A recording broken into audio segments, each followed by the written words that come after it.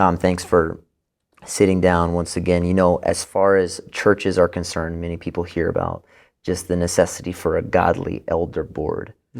But often what is left unemphasized is the unique perspective that lay elders bring to that elder room. Can you talk about that unique perspective and the necessity of lay leadership within the church and how you've seen that play out in your own ministry? Well, that's an interesting question. And I think, a lot of people don't understand that the foundation for lay elders and staff elders isn't pragmatics, it's biblical. It stems from 1 Timothy 5:17, where here's Paul writing to Timothy, serving in Ephesus, and it's clear in 1 Timothy 5:17 that there are elders, there's a plurality of elders, and in Ephesus, he says, there are those who are to be paid and there are those who are not to be paid. And it's about the level of gifting and the way they're able to serve. The elders who rule well doesn't mean there's some who rule poorly, just means there's some who excel at that. And especially those who labor at teaching and preaching, he says, are to be paid. The next verse makes it clear that double honor there is talking about pay, quoting from both the Old Testament and from Luke.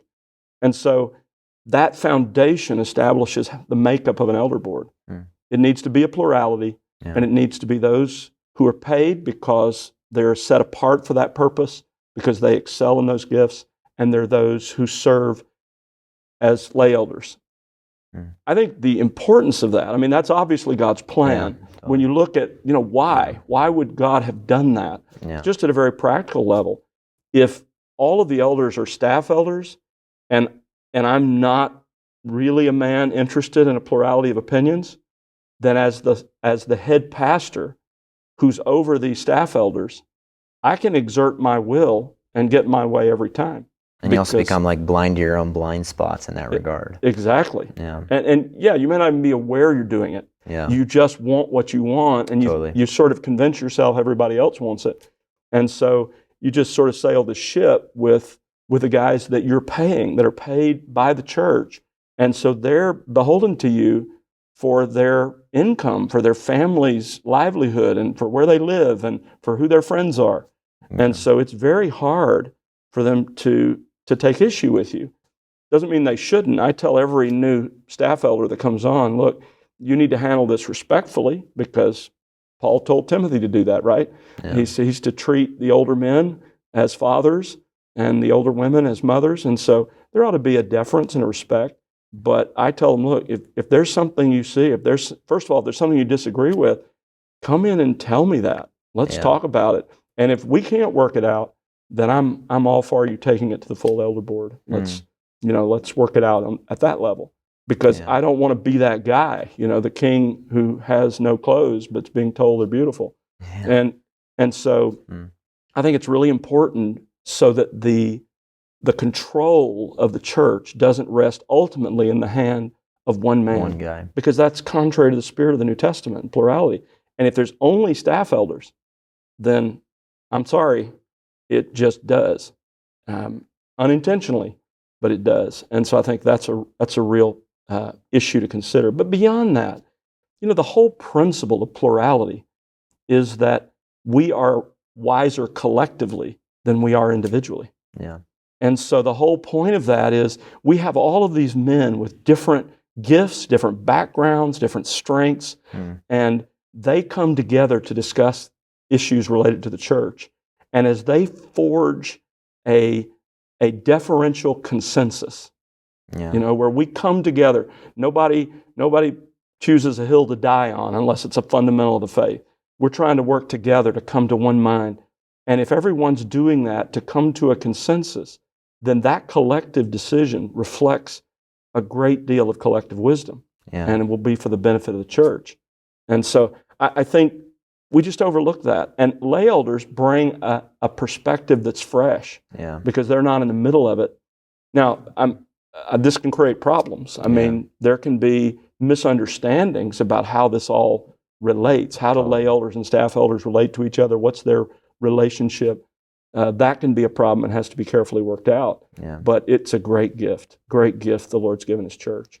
So Tom, my follow-up question to that, and I'm processing it as you're speaking, is how do you go about appointing new elders that aren't just yes men, but also that bring their own perspective, that aren't on the exact same page on everything, but then also know that they're going to be a part of a team in a way that is, on a quest of self-preservation, sometimes a guy wouldn't want a guy on the elder board because he's not perfectly aligned. Right. But at the same time, that might also cripple that elder board because they're not bringing in a different voice. Right. What is the ingredient you're looking for as you discern this guy who's aligned, but then maybe not aligned on certain things? But, does that make sense? Yeah, no, it does. I think the number one ingredient is humility. Yeah. Because a proud man doesn't play well with others. Yeah. Immediately there comes contention just by virtue of who he is. Yeah. So I think that is the number one ingredient to be looking for, is someone who recognizes that he's not the voice of wisdom and that he needs, the others the Lord has placed in the church to help govern it, so that we're balancing each other. So I think that's the very first principle. Yeah. What else? It's right. It's essential not only for us as believers, but for leaders. Yeah. You don't want a proud leader. And so I think if the man is humble, then that brings you to the next sort of practical application of that. And that is he's willing to practice what I would call mutual deference. A lot of people view the elder board as like this, we're all equal in every way. Yeah. Well, that may be the Declaration of Independence, but that's not the Bible. Yeah. Of course we're not equal in every way. We're different in age, we're different in maturity, we're different in experience, we're different in our specific areas of knowledge and strength and gifts. And so when we come together as an elder board to talk about a specific issue, let's say in my own setting, we're going to talk about commercial real estate. We want to buy some property to, build a student center or whatever. Well, there's a man on my elder board who has experience. That's what he's done his whole life. Yeah. We need to practice this sort of mutual deference that says, I'm not going to check my brain and just listen to this guy and say whatever he says. Yeah. But I'm going to defer to him as the one who has the greatest potential experience and voice in this issue. In the same way that he would do with you regarding the scripture. If we're talking about Greek, he's going to do that with me. So there is that mutual deference that takes place. Nobody checks his brain and just says, oh, well, you're the expert. Yeah. But there is that willingness to say, I don't know everything, and God has put some really gifted people around this table. Yeah. Let's listen to one another and see if we can learn. So I think that quality of mutual deference is huge. And creates a healthy culture and team dynamic. Yeah. And I would add, you ask about, how does the one guy not dominate? I think the main thing is if you're the main teaching elder, if you're up there week after week, then just by virtue of that, you accumulate so much of this sort of collateral with the people in your church, even with the leaders. And I think you have to intentionally give them a voice. So I'll tell you what I do. I mean, if we're sitting around the table and it's a controversial issue, and I know that, then if there are a few guys being quiet, I don't let them be quiet. Yeah. I say, we need to hear Bob, what all of you guys think. Bob, what do you think about this? Because I want to know what every man's thinking, so we're all working through this together. Yeah. I think that's really been helpful, so that everybody feels they have a reasonable voice in this decision. And it facilitates you empowering them, which also just serves as a further catalyst for a healthy dynamic on the team. And Exactly. where they feel valued instead of just allowed to speak into it. Yeah, and it serves that sort of reflective purpose. Sure. But primarily, you gain their wisdom. You gain their insight. I mean, these are men the Lord has gifted and called to serve His church. And I can benefit from the reason the Lord placed them there. I think it comes down to, you got to ask yourself the basic question. Do you believe in a plurality or not? Yeah. I mean, it really does come down to that, because I think a lot of guys are very eager to say, I believe in a plurality.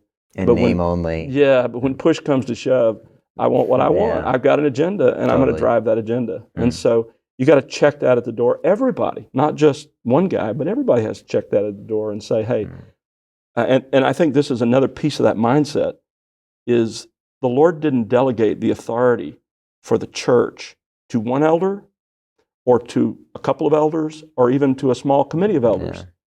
It's the entire elder board. He delegated his collective authority for that church to the entire elder board working together and determining together the course they're going to take. And so I don't have some special authority as an elder. Yeah. I have authority along with the other elders working together, unless all the other elders recognize, we can't do everything.